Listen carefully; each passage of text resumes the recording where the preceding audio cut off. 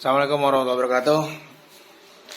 Uh, Selamat sore rekan-rekan yang udah nonton. Terima kasih yang udah klik channel saya. Jadi pengen berbagi sedikit tentang tips mudik pakai motor RX ya, dan RK atau RXS atau sejenisnya. Intinya RX series. Jadi tips dan trik kalau misalkan mau pakai motor racking, yang pertama itu pastiin dulu mesin bawah ya. Mesin bawah ini dalam keadaan sehat. Cara cek yang paling gampang atau yang paling sederhana adalah cek krek as nih goyang atau enggak. Krek as ya, caranya gimana? Buka bak kiri ya, terus copotin magnet, habis itu ditarik ya kan, sepannya oblak atau enggak. Kalau misalkan oblak, bisa dibilang klahernya rusak atau klahernya aus, atau itu minta diganti. Jadi jangan sampai gara-gara klaher yang rusak nanti malah bikin mesinnya hancur. Terus kemudian habis klaher ya, kanan kiri gitu. Jadi intinya klaher itu dipastikan sehat. Kalau misalkan sehat ya alhamdulillah, insyaallah mesin bawah, krek as kanan kiri juga insyaallah sehat. Yang penting krek asnya kanan kiri sehat ya. Kalau misalkan kurang sehat ya gimana ya, saran saya sih udah nggak ada obat lagi, mendingan lo ganti gitu, daripada pakai akal-akalan ya. Itu menurut gue nggak enak gitu. Jadi kalau motor nggak usah pakai akal-akalan atau diakalin dulu, nggak ada. Kalau misalkan emang sekiranya udah kurang enak, kurang sedikit membahayakan lah gitu ke depannya, jangka waktu yang panjang gitu, mendingan ganti sekalian. Nggak ada istilah mendang-mending buat mesin bawah ya. Kalau misalkan emang harus diganti. Terus kemudian apalagi pasien juga nih stud ya kan, stud persneleng ya. Biasanya tuh suka keluhan gitu kalau misalkan udah jalan berapa kilometer tuh racking itu dinetralinnya susah atau enggak ngoper gigi susah. Itu terjadi karena di sebelah kanan ya, di sebelah kanan ini botolan biasanya kan nyangkut. Nah itu suka susah pas lagi ngoper. Ini dipastikan juga dalam keadaan enak gitu ya, dalam keadaan enak dan gak ada masalah. Kalau motor gak ada masalah, sehat segala macam, gas. Tapi kalau sekiranya ragu-ragu, cek dulu ya. Jadi ini saya ngasih saran untuk yang masih ragu-ragu untuk menggunakan mesin racking. Habis itu setelah persneling ya, ini persneling, terus kemudian rumah kopling, kaki limanya, terus sama kampas koplingnya itu juga harus diperhatiin. Kenapa? Mudik itu biasanya suka macet ya, dan biasanya dan hampir setiap tahun tuh mudik itu macet. Motor racking itu kalau misalkan udah dalam keadaan panas, udah 3-6 jam jalan terus kemudian tiba-tiba ketemu macet. Nah itu ada dua pilihan, mau istirahat dulu atau mau lanjut. Kalau misalkan mau lanjut, pastikan juga dalam keadaan kopling enak.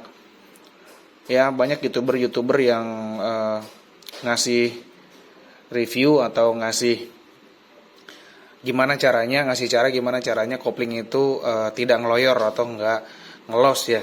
Nah itu boleh dipakai, tapi pastikan juga motor kalian dalam keadaan sehat di rumah kopling. Balik lagi ke masalah sebelah kiri ya. Nah di sebelah kiri ini kan ada magnet, terus ada pengapian.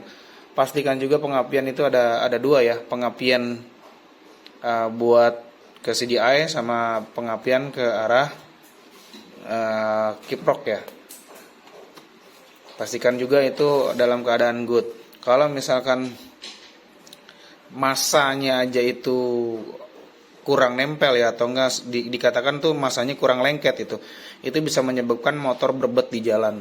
Bisa menyebabkan juga motor kurang tenaga ya, gara-gara itu solderannya mungkin kurang kencang, atau juga spoolnya mati, atau juga masanya kurang nempel. Pokoknya itu dicek dulu ya, setelah kanan terus kiri, balik lagi ke kiri ya. Ini spool pengapian. Sama pulser. Pulser itu buat ngebaca api ya, buat ngebaca timing.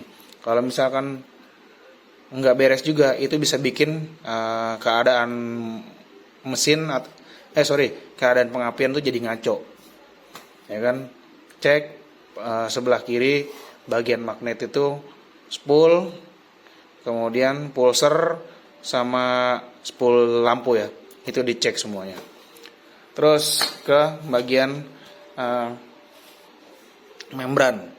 Bagian membran sama rumah membran ya, atau intake-nya.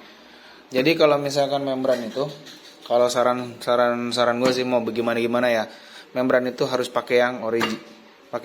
Terus kalau pakai KW gimana? Nah, ini gue kasih tips buat yang pakai membran KW ya. Kalau pakai membran KW ya, resikonya itu adalah motor itu kalau udah panas dia memuai gitu.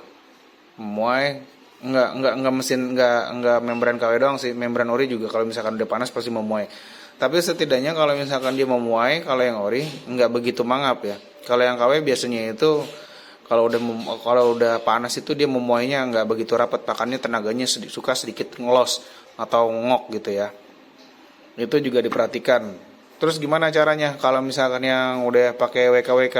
Kalau sekiranya tarikan udah nggak enak, naik motor di jalan, berhenti. Mendingan keluarin duit 10.000 buat beli kopi, buat beli rokok, berhenti sekitar setengah jam atau sekitar 1 jam. Dinginin motor, ademin motor. Nggak usah nambah resiko. Semakin lo gaspol, buru-buru pengen nyampe ke tempat tujuan, tapi malah repot, nanti motor jadi nggak karuan. Terus selanjutnya, biasanya kalau di sini ada intake, terus kemudian ada membran, ada karburator ya. Karburator itu penting. Jadi karburator itu adalah pensuplai bahan bakar ke mesin, ke ruang bakar ya kan. Bang, gimana kalau misalkan gue pakai karbu PE atau PWK gitu. Alhamdulillah sampai saat ini gue nggak pernah pakai karbu yang aneh-aneh ya, yang bukan bawaan e-racking gitu. Jadi gue nggak mau ngambil resiko buat pakai barang-barang yang bukan ori e-racking. Ya, kalau di dalam mesin kayak gini nih, di dalam mesin satu gelondongan kayak gini, pokoknya yang dekat-dekat sekitar ini, ya kan, saran gue untuk pakai original aja. Pakai original, semuanya pakai original, biar nggak beresiko. Tapi kalau misalkan yang kelihatan kayak begini, lo mau pakai KW terserah deh, itu bebas ya, itu sesuai budget. Tapi kalau misalkan untuk sekitaran mesin ini, head, block, semuanya yang ada di dalam part-partnya, rasio, sampai baut, sampai murmur kayak begini, kalau bisa pakai orinya. Itu udah masuk ke kualitas kontrol ya, quality control sebelum diproduksi. Jadi saran gue jangan pakai mendang-mending untuk mesin segelondongan ini dan sekitarnya ya.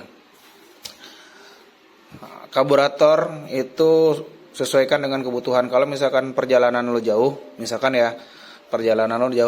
antara Jakarta mau ke Jawa Tengah gitu, atau ke Jogja lewat jalur selatan. Oke lah, kalian pasti yang namanya mudik itu pasti lewat Pantura ya. Pantura itu Allahu Akbar, jalannya panjang bener kan, itu bikin ngantuk. Kalau motor standar tanpa porting ya gimana ya, kurang enak gitu, kurang greget, ngantuk gitu.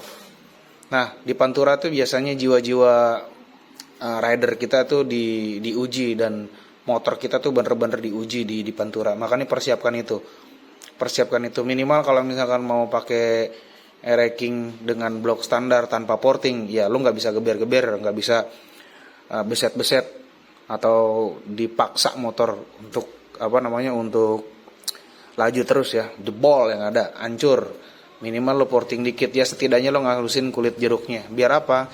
Biar aliran bensin itu cepat masuk ke dalam ruang bakar, biar diprosesnya cepat. Terus kemudian di karburator itu biasanya naikin satu step, pilotnya aja. Kalau gue sih biasanya naikin pilot ya. Biasanya motor gue ini pakai 160 spoilernya, terus pilotnya itu pakai 275. Biasanya gue naikin ke 30 atau enggak ke 32,5 ya kan. Jadi biar nggak terlalu kering-kering banget gitu. Kalau misalkan pilot itu kan buat putaran bawah ya.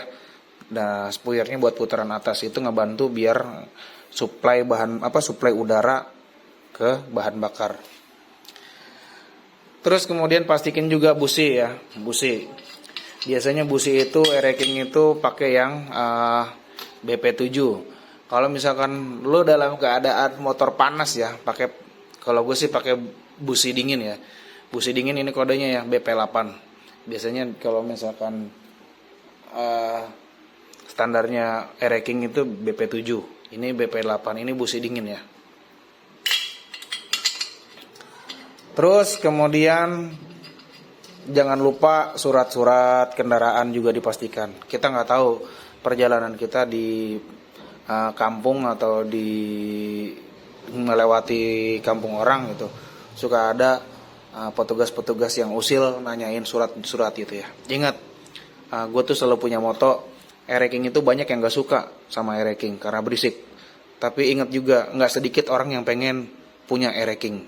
Jadi cintailah air racking kita, sama-sama kita jaga, sama-sama kita rawat. Sekian, Assalamualaikum warahmatullahi wabarakatuh.